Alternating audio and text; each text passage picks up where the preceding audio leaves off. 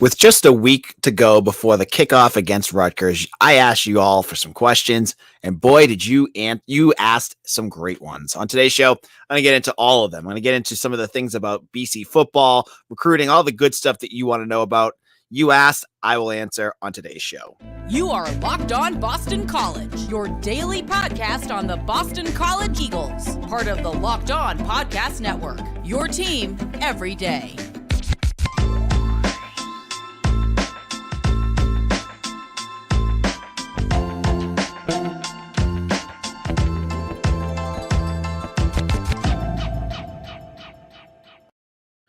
All right, hey folks, this is AJ Black. Happy Friday, everyone. This is Locked On Boston College. On today's show, it's a mailbag time, and we have a week to go before the start of the season. I asked for some questions. You guys gave some great ones, and I'm going to go through as many as I can. There were so many good questions. I probably won't have enough time to go through them all, and if I forget yours, I apologize. Just keep asking. I promise you, I will get to them. First question comes from our friend John Kane on Twitter, who asks, which coaches coordinators are a flight risk after this year? I have to think if the D plays great, Tem might get some head coaching buzz. Yeah, Tem Lokabu is definitely going to be a name that's going to start to buzz a little bit. I still think he's a year or two away from getting head coaching buzz, though. I think he's a guy who's on the rise. I think it's just going to take a year or two more from BC because, yeah, he's got some good defenses, but other programs are going to look at the defense as a whole and look, okay, he hasn't been able to really get any pressure on quarterbacks. He hasn't had a good rushing defense. Maybe not yet. I think that's the kind of thing with Tem Lokabu. For me, I'm going with the guy that the picture's up right now. That's Azar Abdul-Rahim. And the reason I keep going back to him is he is the associate head coach right now. And you see what he can do as a recruiter, especially in that rich DMV area, those schools like St. Francis Academy and, the Virginia schools. There's a bunch of great programs out there, and he has great connections down in the DMV area. There's got to be a program that can pay more than Boston College that is going to offer him a role that will get him out of his spot at BC, because I do think he's happy here at BC, but there's going to be a program that's going to pay him because they're going to want to be able to get into those schools to get guys like, I don't know, Michael Van Buren, who's going to be one of the top recruits in the country in terms of quarterbacks next year. And who's got a better relationship with that school than Azar Abdul-Rahim? So for me, we all know BC's reputation. We know what they can do. I think he goes before Lokabu goes. I think he's a bigger candidate to go. Looking at the offense and defensive side of the ball, otherwise, I don't see anyone that is, on the rise up yet. It all depends on the season too, though, right? If BC goes out there as a top 25 team, their defense soars. All the stuff that I just said about the last year or so doesn't really matter. Coaching staffs and administrators have a very, very short attention span. And they're just going to go, oh, that defense was great. Let's hire Sean Duggan. That offense was great. Why don't we go for, Steve Shimko to fix our quarterback situation? That kind of stuff could happen if BC has a big year, but just kind of, generalizing, I think my pick would be Azar Abdul-Rahim, which has been my answer for the last 3 years. But that's a great question. Now, our next question has to do with the freshmen. Stephen Donahue asked, not Stephen Donahue asked, someone wanted to know about, and I think it was actually John Kane, wanted to know, what about some of the freshmen? What the big freshmen to watch for? Yeah, it's John Kane again. What fabulous freshmen to keep an eye on this season? I'm going to go with Joseph Griffin the second here. He's been the name that's popped up over and over again over the summer. Big 6'4" athletic freak at wide receiver. You pair him out there with a Zay Flowers or a Jalen Gill, and you're causing all sorts of matchup issues. So for me, on the offensive side, freshman-wise, I really want to see what Joseph Griffin can do. On the defensive side of the ball as a freshman, give me Sione Hala. Sione Hala is a versatile linebacker safety hybrid who's listed as a linebacker right now, but he kind of fits that mold of Jaden Woodbay. And BC is really, really into, versatility, guys that they can move around, guys that can line up in the box, go back into coverage. They can do a whole bunch of different things to beat a opposing offense. So I think Hala will get out there faster. I'm not sure how they're going to use him, but I expect him to be a guy that isn't redshirted, that is out there, that plays 4 games at least, and will be a name that we're watching for next year as a starter after Woodbay and Maitre both graduate. So that is another great question from John Kane. Now, our friend Chris, who always asks questions about the tight ends, it was actually not him that asked this point. I apologize. I had all my questions and I kind of lost my sheet that had them all on it. But someone asked me about the tight ends, and I apologize. I don't have the name in front of me right now, but they wanted to know this year if the tight ends would be used in passing situations or just in run blocking. And the answer has to be that they're going to be used for both. You're going to need run blocking in there. Those tight ends are going to have to play a pivotal role in terms of being able to slow down. Sorry, it's John Kane again. John Kane had so many good questions. I'm going through them all. This is his last question of the day, though, I promise. George Takis, I think, will be able to get some passes. I think that Joey Luchetti will get some passes. That being said, they're going to need to block. You cannot just have a one-dimensional tight end out there because you need guys that can support that offensive line and really be there when they need it, because there's going to be passing downs where you have tight ends out there that are in there to run to support the pass, or when it's a pass, a running attack, they need to be out there blocking. So a good tight end that can block is going to be super important. And that's why, Jeremiah Franklin may be an exciting name that's been popping up as a freshman out of camp. But sometimes that blocking scheme, doing that as a tight end, doing all those little things, you need some experience. And that's why Takis and Luchetti, to me, seem like slam dunks. And I think, when you look at what they can do, what they can offer, that's going to be much more pivotal than just having a one-dimensional player. Okay. Now, in a moment, we're going to get into some more questions. I am going to look at some questions about Taji Johnson, Scherzies. Someone wanted to ask me about that. And I got a whole bunch of other things I want to get into in just a moment. Now, BetOnline is the number one easiest way and fastest way to check in on all your betting needs. Find all your favorite sports and events at the number one online source for odds, lines, and games. Find reviews of every league, including Major League Baseball, NFL, NBA, NHL, combat sports, esports, and even golf. BetOnline continues to be the top online resource for all your sports wagering information, from live in-game betting, scores, and podcasts. They have got you covered. Head to BetOnline today or use your mobile device to learn more about the action happening today. Make sure to head on over to BetOnline, where the game starts. Now, Locked On Boston College here. We are going through our mailbag, and there was great questions. You hit us up on Twitter at AJ_BC and on Locked On BC.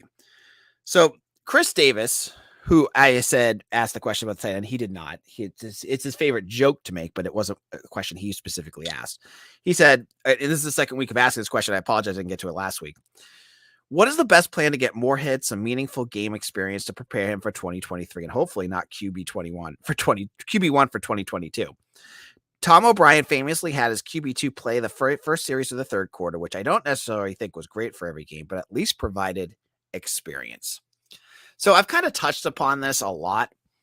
And I agree that there needs to be a plan to get him some experience, because he cannot just go into practice and sit with the twos. He needs an opportunity to really kind of push himself out there, get some experience.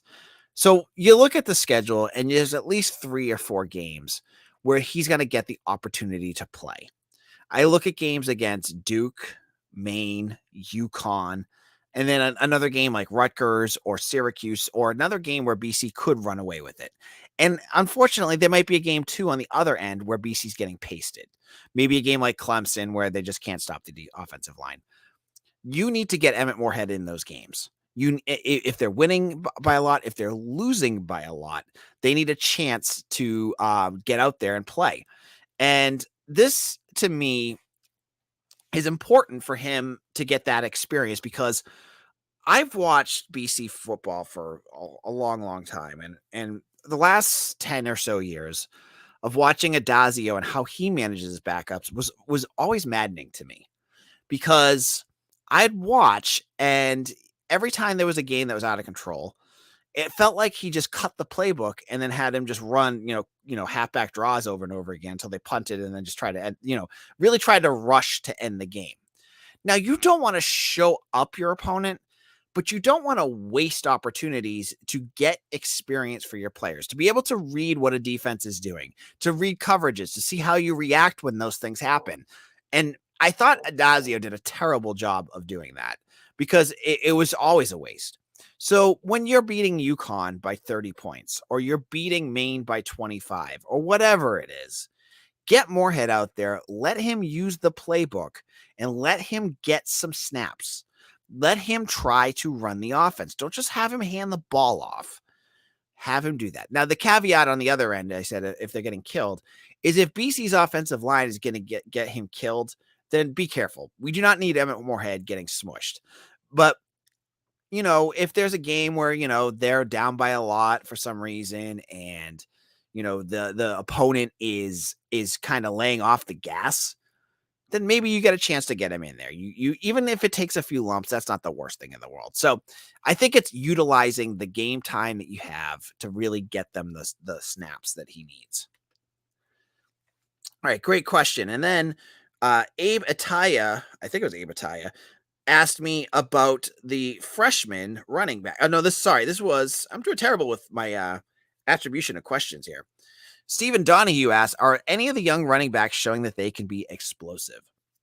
I think both running backs that they have, Alex Broom and Cam Barfield, have all the potential in the world of being explosive. Barfield and Broom both come from big time programs, top 10 in the country, Lipscomb Academy and Bishop Gorman. And they both were on successful teams. And both of them had humongous numbers their senior year. They were able to really rack up a lot of yards. And this, when you play with a team like that, you could just run past bad teams. But these programs played good teams. And it has translated into practice. When I got a chance to talk to Savon Huggins and I talked to Pat Garwo, they talked about both of these guys as being very athletic, very explosive. So I'm not sure that they will play this year, because remember, Pat Garwo is explosive too. We saw some hints of that last year. I think with an offense like Djokovic back there, you might see more of it. But I also think that these two kids are going to be explosive when they get the chance. And, are they going to play next year? Are they going to have a chance to show that off? Maybe they'll get some snaps, but I still think, you have Alex Sinkfield, Garwo, and Xavier Coleman in front of them. Unless there's an injury, I don't expect either of them to play, but it's a physical position, right? Any of those three guys could go down. It's happened, I feel like, every year since then. So I wouldn't be surprised if one of them plays. If it was me betting, I would bet Alex Broom at this point, just based off some of the things I've read and talked to. But both of those guys, I think they could both be explosive.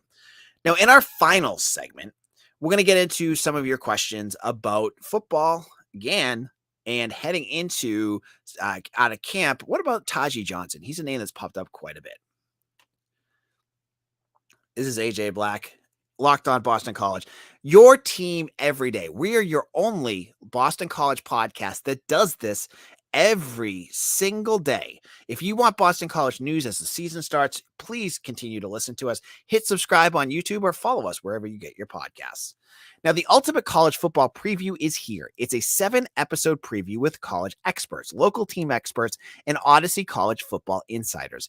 It's everything you need to be ready for the college football season, all in one spot.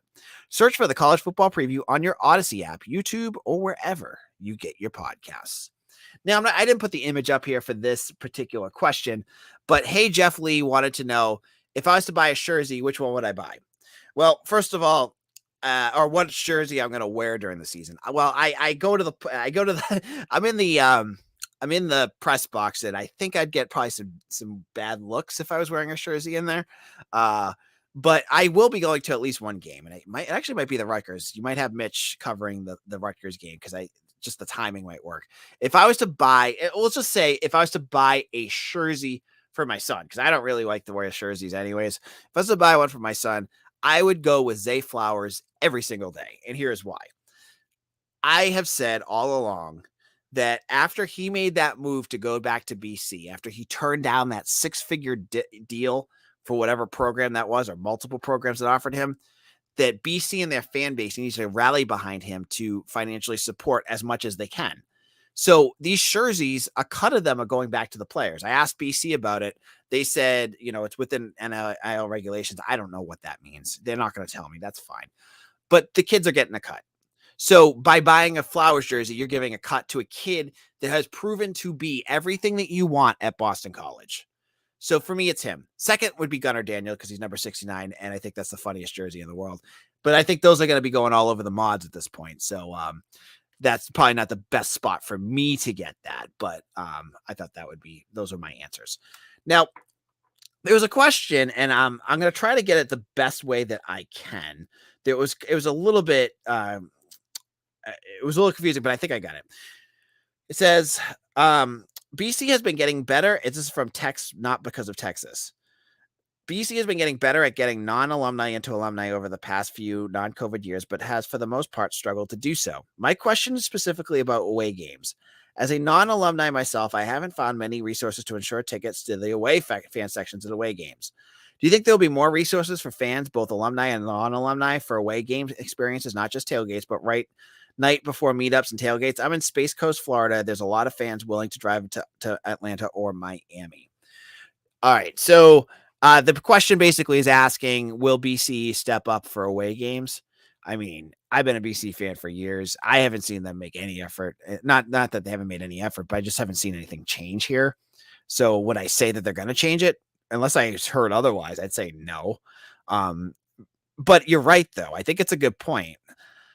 BC focuses very hard on their home games and even the bowls that they've had. I mean, they did a great job with that Pinstripe Bowl a couple years ago, getting the local fans to go to those games.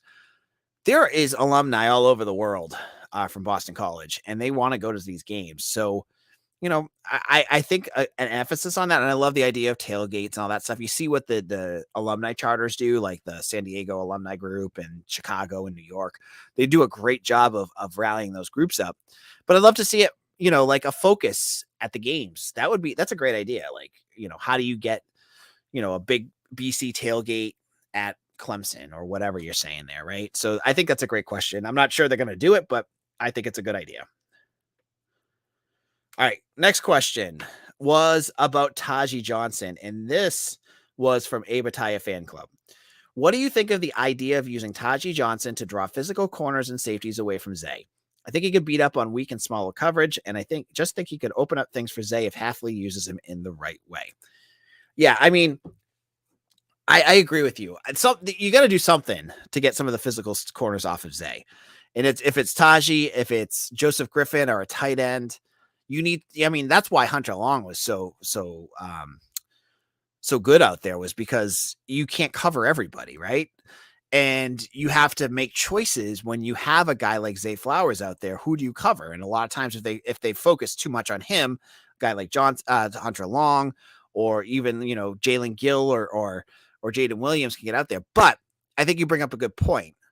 You can also beat up on smaller wide receivers. And we've mentioned this before, when you look at the wide receiver group that BC has, they're all on the smaller side.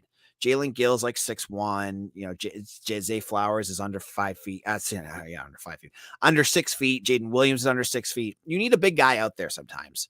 And I am very interested to see what Taji Johnson can do when it comes to game day situation, because we've heard about his practices. We've heard, and I pinged Mitch Wolf a couple days ago when they released the pictures from practice. Every single picture from Taji Johnson, other than the one that I have up there right now, is of him making like a fingertip catch, like, stretched out 5 feet behind him because that's what he can do.